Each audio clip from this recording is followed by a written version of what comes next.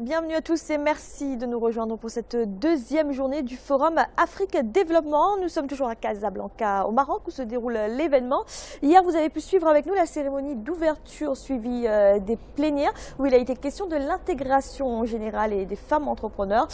Place aujourd'hui à la dernière plénière et à la cérémonie de clôture. Et pour en parler avec moi sur ce plateau, Marthe-Angéline Minja, vous êtes directrice générale de l'Agence de promotion des investissements du Cameroun. Bienvenue. Merci. Et avec nous également Adama Ouad, directeur de publication de Financial Afrique. Bienvenue. Bonjour. Alors, cette première journée du forum a été riche en conférences, en débats. Adama Ouad, quel est votre premier ressenti sur cette première journée du Forum Afrique Développement? Alors oui, des ressentis, il y en a plusieurs niveaux de lecture.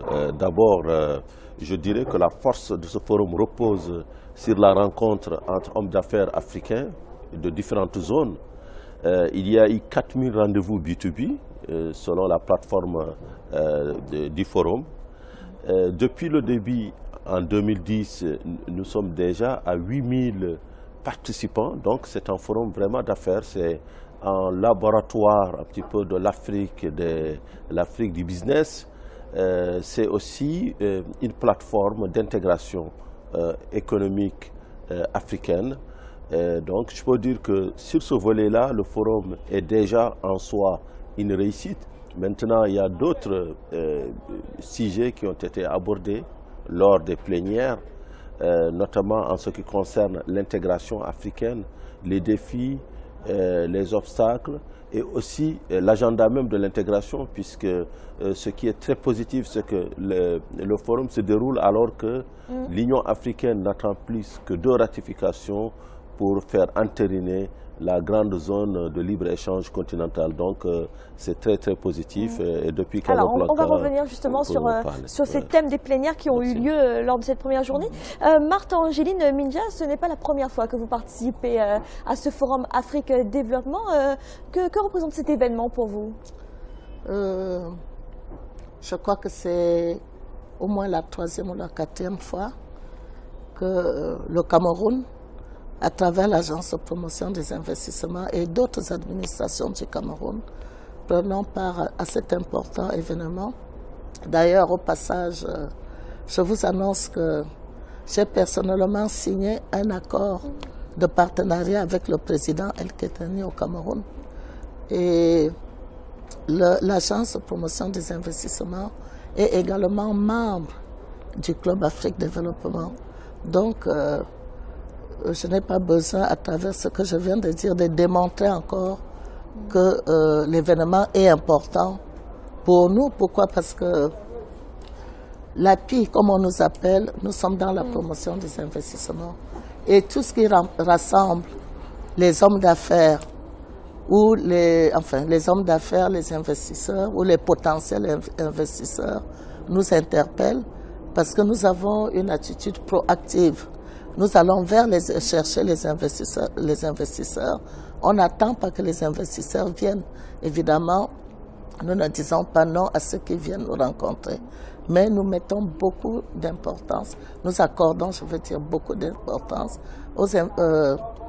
à l'attitude proactive dont je viens de faire allusion. Alors vous parlez du Club Afrique Développement, j'aimerais y revenir. Pouvez-vous nous parler de cette expérience au sein du Club Afrique Développement? Oui, l'Afrique Développement, en fait, c'est des mini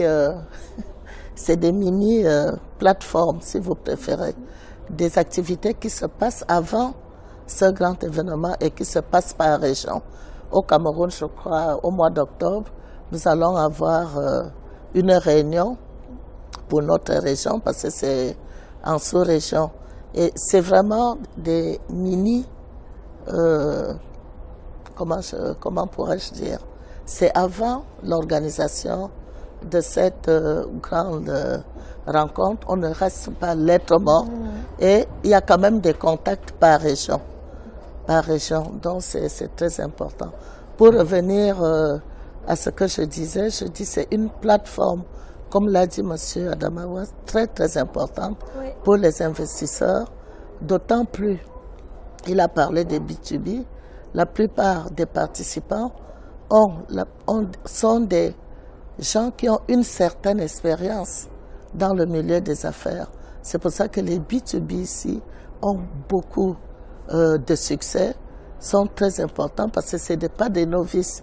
Évidemment, il y a quelques novices, mais la banque connaît ses clients et la plupart des participants, c'est des personnes que la banque suit depuis un certain temps. Adama Awad, oui, ces réunions B2B, vous le disiez en off, hein, que c'était un peu le point fort de ce forum Afrique Développement. Vous diriez que c'est vraiment ce qui fait la différence avec les rendez-vous économiques qu'on a l'habitude de voir souvent sur le continent? Tout à fait, on voit de plus en plus de rendez-vous, mais il y a des rendez-vous marketing, il y a des rendez-vous promotionnels et il y a des rendez-vous ancrés sur la réalité, sur des réalisations concrète et pragmatique. Et quand je dis réalité, je parle surtout, comme madame est là, mais c'est les investissements. C'est vraiment trouver des solutions de financement pour les programmes économiques de développement du Cameroun, de la zone CEMAC, de l'UEMOA, de l'Union africaine. Hier, lors des plénières, le ministre représentant l'Éthiopie en a parlé. L'un des obstacles en Afrique, ce sont les routes. Le fait qu'il y a très peu d'infrastructures, il y a très peu d'infrastructures aéroportières, il y a très peu de connexions entre les régions. Donc même si on s'en glorifie, la ZLECA est à portée aujourd'hui, puisqu'il ne reste plus que 2 ratifications, derrière, il y a de vrais obstacles. Et les obstacles sont économiques, financiers, mais aussi réglementaires. Donc, je pense que l'harmonisation des règles d'investissement entre nos différents pays constitue un enjeu très important dans les années à venir. Il y a aussi l'harmonisation de tout ce qui est commerce de produits et services. C'est l'harmonisation aussi des réglementations en matière de droit des affaires. Par exemple, vous, madame, et nous, en zone IOMOA, vous, en zone CEMAC, et nous, en zone IOMOA, nous sommes dans la réglementation OWADA, mais le Nigeria, par exemple, applique d'autres règles. Donc, il y a tout de suite des obstacles qui se posent quand 2 entreprises veulent, par exemple, créer des joint ventures. Donc, il y a les autoroutes physiques, mais il y a aussi les autoroutes un petit peu que je dirais virtuelles, qui sont le droit des affaires, les harmonisations, les conventions. Donc, l'Afrique est en chantier et les forums qui parlent du concret ont naturellement plus de succès que des forums qui sont des forums que je dirais plus du show et du marketing. Alors justement, hein, Monsieur Adama Awad a évoqué l'un des thèmes de ces plénières qui avaient lieu hier, jeudi 14 mars. Il s'agissait du thème de l'intégration régionale.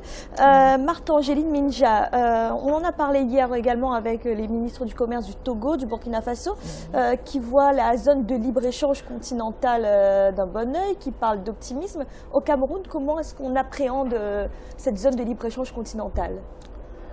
Le Cameroun appartient à la zone CEMAC. Et tout le monde sait que nous avons d'énormes difficultés à asseoir une libre circulation des hommes, une libre circulation des biens. Alors, nous en sommes encore au niveau de la zone CEMAC. Mais le Cameroun, qui est quand même le leader de cette zone, fait tous les efforts pour pouvoir amener les autres États à appliquer les règles de la CEMAC. Mais vous savez, il y a le micronationalisme. Les États ont certainement leurs raisons. Alors, quelles sont les difficultés justement à cette intégration sous-régionale en zone CEMAC particulièrement? Moi, je pense que il y a des écrits, tout est écrit, hein, vous pouvez être sûr. Les présidents votent les lois et tout, ou les règles, je veux dire. Mais c'est au niveau de leur applicabilité qu'il y a des problèmes. Depuis en Afrique centrale par rapport en Afrique de l'Ouest, où tout se passe apparemment bien. Et on voit très bien qu'économiquement, les choses vont mieux de ce côté. Nous, au Cameroun, on sait que c'est très important, l'intégration. au niveau des agences de promotion des investissements, par exemple, nous nous battons au Cameroun pour qu'il y ait une agence de promotion des investissements sous-régionale au niveau de la CEMAC, parce que nous pensons qu'avec la mise en place de cette agence, on pourra peut-être asseoir une espèce d'intégration au niveau de la promotion des investissements, au niveau des échanges entre les investisseurs et les entreprises. Parce que, qu'est-ce qu'on constate aujourd'hui? Vous avez, par exemple, au Cameroun, des matières premières de telle ou telle... vous avez au Gabon telle autre matière première, mais étant donné qu'il n'y a pratiquement pas d'échange, vous avez les investisseurs qui vont chercher ces matières premières, soit en Europe, soit ailleurs. Donc ça pose un problème. Il faut absolument qu'il y ait une intégration déjà au niveau des régions, parce qu'avant d'aller parler de l'Afrique, il faut d'abord asseoir cette intégration au niveau... compliqué au niveau de la zone CEMAC, hein, c'est ce que vous dites, hein, l'intégration est déjà difficile au niveau de la zone CEMAC. Alors, est-ce que ça veut dire que cette zone de libre-échange continentale va être encore plus compliquée à mettre en œuvre au niveau sous-régional en Afrique centrale? Non, moi j'ai bon espoir. Hein. Ouais. J'ai bon espoir et je suis sûre qu'avec les mutations actuelles en Afrique, que les choses vont changer. J'ai très bon espoir et aujourd'hui le discours commence à changer, le discours des chefs d'État, parce que on vit une crise dans cette zone qui amène les dirigeants à changer de langage, à avoir d'autres visions. Donc je crois qu'ils seront obligés, même de force, à aller vers l'intégration. Adam Awad, Madame Marthe Angéline Minja nous parle de ces difficultés d'intégration en zone CEMAC. Quand on fait la comparaison, c'est vrai qu'on dit qu'en Afrique de l'Ouest, l'intégration, le processus d'intégration a mieux progressé. Comment expliquer ces différences d'intégration de ces deux sous-régions? Alors, je dirais, effectivement, je rejoins Madame Marthe Angéline Minja. Effectivement, il y a des réalisations en termes d'intégration dans la zone IMOA, mais attention à croire que c'est vraiment un petit peu l'Eldorado en termes d'intégration, parce qu'il y a beaucoup d'obstacles et les obstacles sont les mêmes en fait. Il y a des États qui veulent garder leur souveraineté face à une communauté qui veut prendre plus de souveraineté. Donc il y a des antagonismes entre, par exemple, le niveau régional, la Commission de l'Union économique et monétaire ouest-africaine, et les 8 pays qui constituent cette union. Par exemple, je vous parle d'un volet très concret, la fiscalité. La fiscalité est un instrument de souveraineté nationale. Or, il y a beaucoup de programmes régionaux qui passent par une harmonisation fiscale. Je vous parle, par exemple, au niveau de la bourse régionale des valeurs mobilières, il y a des émissions obligataires que les États, les entités font régulièrement. Mais le problème, c'est que chaque pays a une compréhension fiscale de ces émissions obligataires, ce qui fait qu'il y a des distorsions entre les souscripteurs des 8 pays. C'est-à-dire qu'ils ne sont pas traités à la même enseigne fiscale. Là, c'est un vrai problème. Et l'autre problème, c'est par exemple les barrières non tarifaires qui existent encore entre les pays. Par exemple, il y a eu une célèbre guerre des huiles entre la Côte d'Ivoire et le Sénégal. Donc, c'est cette guerre qui a abouti à l'introduction des huiles ivoiriennes au Sénégal et vice-versa. Cette guerre a montré que nous avons et nous aurons besoin, au niveau de la ZLECA, des règles d'origine très claires. Parce qu'il ne s'agit pas de créer une zone d'importation, un marché commun d'importation des produits étrangers. Il faut créer un marché commun africain avec un processus d'industrialisation qui va se dérouler au sein de ce marché. Et pour cela, nous avons besoin de clarifier absolument les règles d'origine. Et là, ce sera l'un des grands obstacles, parce que vous le savez bien, que le Nigeria, qui est la première économie africaine, hésite encore à signer, je ne parle même pas de ratifier, cet accord de la ZLECA. Pourquoi? Parce que le Nigeria, qui a une industrie balbutiante, se dit victime un petit peu des importations qui viennent de la part de certains pays d'IOMOA et qui viennent concurrencer leurs industries locales. Un exemple, c'est le poulet brésilien qui est importé dans un des pays de l'Afrique de l'Ouest et qui vient concurrencer le poulet nigérien jusque dans ce territoire. Donc il y a de vrais enjeux et il faudrait les traiter. C'est au niveau des États, c'est au niveau des décideurs politiques. Mais alors, vous parlez du Nigeria, là. Est-ce qu'un pays comme le Nigeria, qui ne ratifierait pas, par exemple, l'accord de zone de libre-échange continental, ça mettrait en difficulté le projet? Alors, symboliquement déjà, ça le met en difficulté parce que quand même on parle de la première économie de l'Afrique. Deuxièmement, on parle quand même de 2/3 du PIB de la CEDEAO, l'une des zones économiques les plus intégrées. Troisièmement, n'oubliez pas qu'avant, depuis les années 60, toutes les grandes visions sont parties du Nigeria, le plan de Lagos, le plan d'Abuja, le traité d'Abuja plutôt.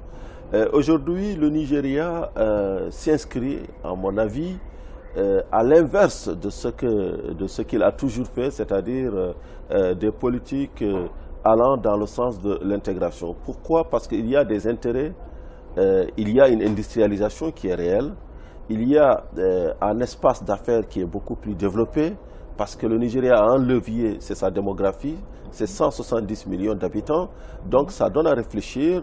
Et ils se disent certainement à court terme, c'est l'un des pays les plus courtisés, et notamment par les partenaires extérieurs de l'Afrique. Mais il y a quand même une grosse erreur, à mon avis. Ce n'est pas la ZLECA qui va en pâtir, c'est le Nigeria lui-même. Parce que si on entérine la ZLECA, le Nigeria se trouverait pratiquement obligé à ratifier, parce qu'il n'y aura pas d'autre choix. Je pense que le Nigeria mise aujourd'hui sur l'échec. Parce que c'est plus facile de dire que, écoutez, les projets n'ont jamais abouti. On a toujours eu des visions et on les a laissés à mi-chemin. Vous pensez que les autorités nigérianes espèrent que le projet en reste là et que finalement ce ne soit pas mis en œuvre? Effectivement, parce que là, ils sont en train de réviser leur vision par rapport à ce projet. Tout le monde a été surpris de la rapidité avec laquelle les États ont ratifié. C'était le 31 mars 2018 à Kigali que la ZLECA a été lancée. Et les plus optimistes disaient, écoutez, revenons dans 5 ans, on sera encore là. Mais aujourd'hui, nous sommes à pratiquement 20 pays. Donc, à 2 ratifications près pour que la zone entre carrément dans les pratiques. Donc, le Nigeria est en train de réviser. Nous étions, je pense, à Abuja il y a quelques mois. Il y avait le président sud-africain et il a dit nommément à son homologue nigérian, nous n'allons pas vous mettre la pression. Nous espérons que le Nigeria va finir par venir. Mais le vrai obstacle, ce sont les industriels nigérians qui ont besoin de certaines clarifications, notamment de la clarification portant sur la règle d'origine. Marthe Angéline Minja, Adama Wade l'a dit, une des clés de cette intégration régionale mais aussi africaine, c'est l'industrialisation et qui fait défaut pour l'instant au continent. Où en est-on au Cameroun de cette industrialisation? On sait que le président a mené, a pris des mesures pour renforcer l'industrialisation. Où en est-on au Cameroun? Le Cameroun, puisque vous me donnez l'occasion d'en parler, est un pays en chantier. En chantier parce que le président de la République a une vision. Il a une vision, c'est faire du Cameroun un pays émergent en 2035. Et tous les Camerounais, nous travaillons pour qu'on puisse effectivement être un pays émergent en 2035. Au niveau de l'Agence de promotion des investissements, ces textes ont été renforcés pour permettre à notre agence justement d'amener les idées dans notre pays parce que aujourd'hui nous n'avons pas suffisamment de quoi financer ce grand projet et il faut absolument que le Cameroun s'appuie sur un flux d'idées plus important. Donc aujourd'hui notre agence a été rattaché directement à la présidence de la République, c'est pour permettre au président ou à ses proches collaborateurs de mieux suivre ce que nous faisons. C'est pour ça que je disais tantôt que nous avons mis l'accent sur l'accompagnement des investisseurs, et parce que c'est très important. Le Cameroun, aujourd'hui, est en train de mettre, comment dirais-je, nous avons des grands chantiers de barrages parce que beaucoup de pays africains connaissent des problèmes d'énergie. Sans énergie, on ne peut pas industrialiser. Ça, on est d'accord. Donc, nous avons donc commencé. Nous avons environ 5 grands barrages. Je crois que le Cameroun est le 2e ou le 3e pays à avoir beaucoup de cours d'eau. Et d'ici 2 ans ou 3 ans, nous allons être autonomes, complètement autonomes en énergie. Et en même temps, nous lançons des grands travaux d'autoroute, comment dirais-je, évidemment, nous avons la canne, vous êtes au courant, donc nous construisons les stands. Évidemment, c'est pas ça qui va, on peut pas considérer ça comme une industrie, mais ça permet quand même d'améliorer la croissance avec tous ces grands travaux. Donc nous sommes vraiment à pied d'œuvre pour pouvoir atteindre l'émergence en 2035. Malheureusement, comme vous le savez, mon pays a été abattu en plein vol avec 2 grands problèmes. Le problème de l'insécurité dans l'extrême nord du Cameroun avec le Boko Haram. Et nous avons également la crise qui sévit dans nos 2 régions anglophones. Mais contrairement à ce qu'on peut penser, j'ai jamais eu autant de visites d'investisseurs que pendant cette période. Pendant cette période, les investisseurs viennent de nouveau, mais ceux qui souffrent, c'est les investisseurs qui étaient déjà installés dans ces zones. Mais nous essayons, pour ceux qui le demandent, de les recaser à part. Donc on est pratiquement en guerre et ça demande beaucoup d'argent, ce qui retarde aussi quelques grands projets qui étaient déjà mis en chantier. Mais nous comptons sur le développement de l'agriculture parce que nous importons énormément de riz, nous importons énormément de poissons, dont le gouvernement met l'accent. On voudrait attirer cette fois-ci les investisseurs qui viendraient cultiver du riz et faire l'élevage des poissons. Voilà, Adama Wade, c'est intéressant ce que dit Martha Angeline Minja sur les difficultés d'industrialisation. Elle dit bien des projets sont menés, mais il y a encore des blocages, et l'énergie notamment. Pourquoi les pays africains ont tant de mal, malgré leur volonté et le fait qu'ils aient réalisé que la transformation des matières premières soit indispensable à l'émergence des pays? Pourquoi ces difficultés à mettre en place une véritable industrialisation? Effectivement, il y a de vraies difficultés, mais je rebondis sur ce qu'a dit Madame. L'insécurité constitue l'un des grands enjeux de l'Afrique du XXIe siècle. Le Cameroun, qui l'aurait cru, c'est quand même un îlot de paix depuis très longtemps. Mais aujourd'hui, le Cameroun est atteint par l'hydre de Boko Haram, de l'insécurité terroriste. La zone Sahel aussi.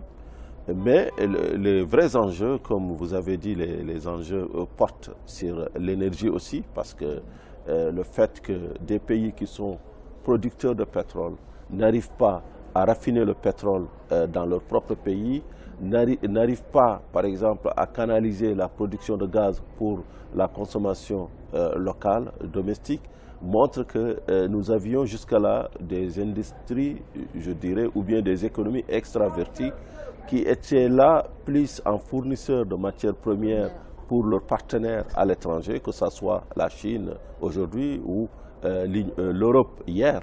Donc là, l'un des enjeux, c'est la réorientation économique de nos économies, dans le sens où il faut une industrialisation locale, une transformation des matières premières. Quand on voit que la Côte d'Ivoire, qui est le premier producteur mondial ou exportateur mondial de cacao, transforme à peine 5%. Donc il y a un gap à combler, et ce gap passe par des politiques d'investissement claires, un environnement des affaires sûr et sécurisé. Il faudrait attirer non seulement les investisseurs étrangers, mais aussi les investisseurs africains, parce qu'il y en a de plus en plus.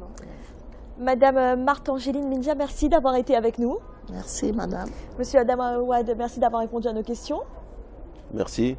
Alors, je vous invite maintenant à découvrir la dernière plénière de ce Forum Afrique Développement qui sera consacrée au Positive Impact, le financement responsable. Une plénière qui va maintenant débuter. Suivez avec nous cette rencontre qui sera suivie de la cérémonie de clôture. À tout à l'heure. Un fonds d'investissement, plus généralement tout acteur économique, et les territoires, populations auprès desquels il exerce son action. Pourtant, par le passé, ce lien et cette empreinte ont pu être niés, subis ou vécus à minima. Ainsi, l'entreprise agissait-elle avec une philosophie économique simple, la rentabilité économique garante de sa pérennité, justifiait la focalisation de la mission des entreprises sur le seul profit. L'impact positif de l'entreprise n'était qu'une victoire annexe, une sorte d'effet positif collatéral, un nice to have, et son action sociale assimilée à une forme de paternalisme ou d'action de charité. Nos amis d'obédience anglo-saxonne ici présents se souviendront de la formule « Are you running a business or a charity ?» qui opposait vocation financière de l'entreprise et préoccupation sociale. On s'engageait alors pour son entreprise ou pour une œuvre philanthropique, l'un ou l'autre ne pouvait aller de pair. Cette conception de l'entreprise en tant qu'acteur n'obéissant que de simples impératifs économiques a vécu. Elle n'est plus acceptable socialement, elle n'est plus acceptable sur le plan environnemental. Rares ont été les acteurs économiques à avoir anticipé ces changements ou œuvré à cette mutation. Pourtant, la plupart ont muté sous pression. Les grandes crises des années 70 et 80 ont remis en cause le profit comme seule finalité de l'entreprise. Les innombrables enjeux environnementaux, épuisement des ressources, pollution multiple, réchauffement climatique ou problématiques de santé publique sont venus dès les années 2000 renforcer les exigences de base et attentes sur l'impact des acteurs économiques. Un mouvement parallèle s'est engagé avec la démocratisation de l'avoir. Partout où des classes moyennes se sont développées, des attentes fortes en matière de consommation sont apparues.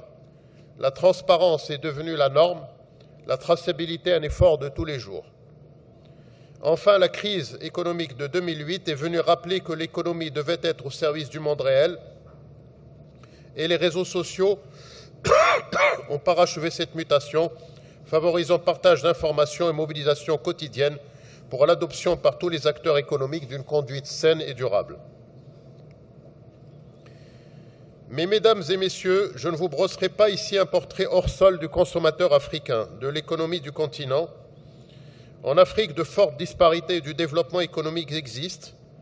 Des régions demeurent enclavées, des populations en marge. Résorber ces disparités est un mouvement qui prendra du temps, mais ce mouvement est un mouvement de fond. Il est le sens de l'histoire. Il nous conduit vers une Afrique moderne, fière de sa culture, œuvrant pour l'équilibre et le bonheur des peuples qui la composent. Almada, depuis ses origines, s'inscrit dans ce mouvement. Il investit dans des projets structurants pour l'économie marocaine et plus généralement africaine, catalyseurs de progrès au niveau économique et social. Il n'a eu de cesse, en effet, de favoriser une croissance pérenne et partagée à l'échelon national puis panafricaine. Cette croissance, nous l'appelons développement positif, une dimension plus large que le seul développement durable, un développement qui fait une référence trop exclusive aux aspects écologiques. Pour nous, le développement est positif s'il est écologiquement, mais aussi socialement durable. Notre signature Positive Impact exprime notre engagement. Inscrire notre empreinte dans une dynamique inclusive et à long terme. Permettez-moi, Monsieur le Président, et Mesdames, Messieurs, chers amis, de vous en livrer quelques illustrations très concrètes, à commencer par ce qui demeure dans nombre de régions au Maroc comme en Afrique, la préoccupation première de tous, l'emploi, mais pas n'importe quel emploi. Almada veille à la création d'emplois de qualité, correctement rémunérés avec des conditions de travail dignes, un bon niveau de protection sociale et des cotisations pour la retraite. Avec plus de 40 000 salariés au sein de nos participations, nous contribuons ainsi à la création d'un écosystème dans lequel chacune et chacun peut s'épanouir. Autre préoccupation, le pouvoir d'achat. Avec Marjan, un groupe de grande distribution qui compte aujourd'hui 55 millions de clients par an, nous avons été le pionnier à donner accès à tous les Marocains à un mode de consommation aujourd'hui plébiscité car il s'efforce de proposer les meilleurs prix. À propos du désenclavement de nos territoires, le Fonds Al-Mada contribue fortement au développement local, notamment dans les mines avec Managem ou les énergies renouvelables avec Nareva. Dans l'énergie éolienne, par exemple, Nareva opère plusieurs parcs totalisant 1650 MW, soit la consommation annuelle de 8 millions de Marocains, c'est-à-dire près d'un quart de la population marocaine. Territoire dont nous accompagnons également l'évolution vers une économie bancarisée, en rendant accessibles des services financiers au plus grand nombre. Tijari Wafa Bank, dont Al-Mada est l'actionnaire de référence, est devenu le premier réseau bancaire en zone francophone. Et ses filiales, telles que Hissab Bikher, permettent de toucher des personnes encore non bancarisées. Tout ceci n'excluant pas, bien entendu, l'action philanthropique, à travers l'action de la Fondation Al-Mada, qui intervient dans les domaines de l'éducation, l'entrepreneuriat et la culture, ainsi que des associations telles que Injaz Al-Maghrib, fondée en 2007 et dont les programmes pour stimuler l'esprit d'entreprise ont pu toucher près de 100 000 jeunes au Maroc, et ceci n'est qu'un début puisque nous avons l'ambition de toucher 250 000 jeunes à l'horizon 2022. Monsieur le Président de la République, Mesdames et Messieurs les présidents directeurs généraux, chers amis, voilà ce que nous entendons par Al-Mada Positive Impact. Partout où nous prenons la décision d'investir, nous nous efforçons de rencontrer cette double finalité de l'entreprise, créer des richesses et contribuer au bien commun en renforçant le tissu social de manière durable et respectueuse de la dignité humaine et de la nature. Il en va de notre responsabilité, une conception de la responsabilité qui remet à plat les anciens fondamentaux de l'économie, capitalisme contractuel et capitalisme financiarisé. Quelle nouvelle forme de capitalisme appelons-nous de nos vœux? La question de la finalité de l'entreprise est de plus en plus présente dans le débat public et l'élargissement de son objet social est évoqué au niveau mondial. Les États-Unis ont ainsi créé des Public Benefit Corporations qui associent but lucratif et intérêt général. Au Maroc, le mouvement s'étend avec la Società Benefit italienne, les Community Interest Companies en Grande-Bretagne ou les entreprises avec raison d'être en France. Il y a là pour l'Afrique une opportunité, celle du Quantum Leap, prendre un train d'avance et adopter dès aujourd'hui le modèle d'avenir plus efficient pour son développement positif. Inclure dans les statuts de l'entreprise une mission sociale, scientifique ou environnementale qui vient compléter la recherche du profit n'est pas qu'un argument marketing.